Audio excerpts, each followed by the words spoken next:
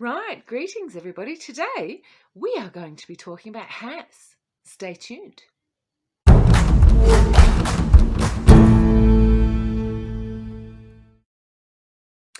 Right, so over the past couple of weeks there has been a post on the internet that has gone quite viral in Western Australia, and it is about a HASS assignment in Western Australia. Now, what is HASS? That is Humanities and Social Sciences. Now, when I was at school, that was social studies. And what did you study? It was things like geography, history, economics, all those sorts of things. Now, this assignment requires students to write about penalties that should be given to people who protest, and also penalties that should be given to people who don't comply with mandates. Now, what can you do with that? What's the subject? We're talking about HASS. Stick it up your what? HASS. Now, I would use this opportunity, if my child received this assignment, to discuss the Australian Constitution with my child. And I would also use this opportunity to discuss the Australian badge, that's JAB backwards, and that's what I'm calling it, handbook, and how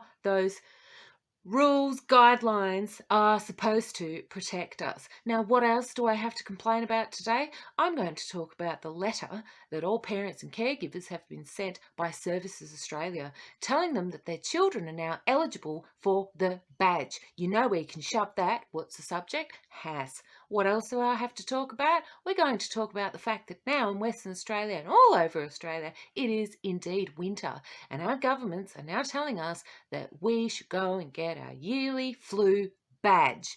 You know what you can do with that. What's the subject? HASS. What else do I have to talk about? All West Australian families have now received an email from the Education Department via their principal suggesting, and strongly suggesting, that children should go to school and continue wearing their masks. You know what you can do with that. What's the subject? HASS. And lastly, the only electricity provider that we have, Western Power, is now sending letters out to people and informing them that they will be coming and installing a smart meter. Again, like every other government department, they've failed to mention it's a choice. You don't have to have that smart meter installed on your property. If you catch them outside of your property, you can kindly refuse their services. You don't have to have that installed. If you don't have no trespass sign, they will come onto your property. They will install it, but it is a choice. You know what you can do with that. What's the subject? HASS. Until my next video, I'm going to say bye.